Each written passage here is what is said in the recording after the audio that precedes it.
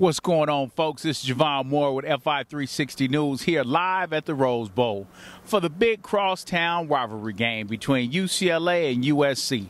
We just seen the Trojans defeat the Bruins 36-14. Man, it was a good game until that second half kicked in and the Trojans got their second win. They were able to withstand the first blazing punches by UCLA on senior night. They had a lot of energy with a lot of guys going out this season. And man, Jordan Lasley, that's a bad man. First 14 points of the game all came from him going against his high school teammate, Adoree Jackson.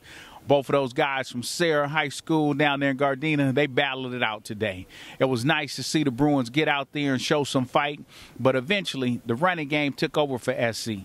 Ronald Jones rushed for 121 yards with 2 tubs. The offense as a whole rushed for 260 yards. Now, when you can run the ball for 4.5 yards a carry, that's going to be a long day. All they had to do was keep feeding the running backs. Even on a day when Sam Darnold, their quarterback, wasn't at his best, he still threw for 2 touchdowns and 2 interceptions and 2 fumbles, but he got the 2 fumbles back. But it didn't matter because the running game was going. So as it goes with the Trojans, man, this is their 7th win in a row. They continue to roll. Sitting now at 7-3 is a good spot for the Trojans to be in. Next week, they got another rivalry game at home against, you know who, the Fighting Irish, Notre Dame. Not always at their best, but they still going to go in there and give them a tough game. Let's go into the press conferences for UCLA and USC and see what they had to say today. 2% coming in. They were the number 3 third down efficiency team and got us one time with a pick. Great 2-trap coverage by Moreau that kind of fooled the quarterback and really jumped a slant that gave them great field position and a touchdown. But overall, really proud of our kids and their efficiency. And you look up, that's why he held it for 4. The offensive line did a great job, filling off that edge. And then I don't know who the receiver was on that play, but he also filled that edge. So I just had to make a cut upfield, and then, it was off to the races. Ronald, you guys as a team, really like Coach mentioned, really just took care of business with the ground game. Sam didn't have his best performance tonight, but you guys really stepped up. And can you just talk about what this line was doing for you all night, the receivers, and just being a big part of a win like this after you were just kind of waiting in the wings for a while there? How much fun was this for you tonight? Yeah, it's great. In my career, I'm not 2-0. We are against UCLA, so that was fun. But the offensive line did a great job all night.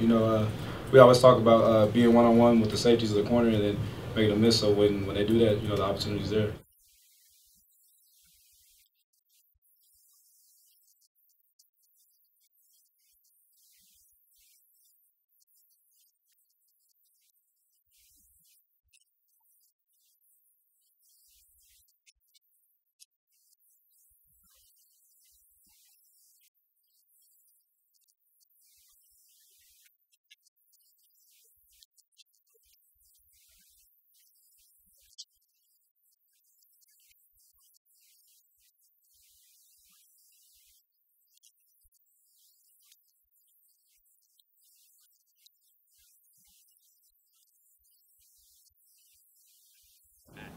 Well, you heard it from them in the press conference. No different than what happened on the field today.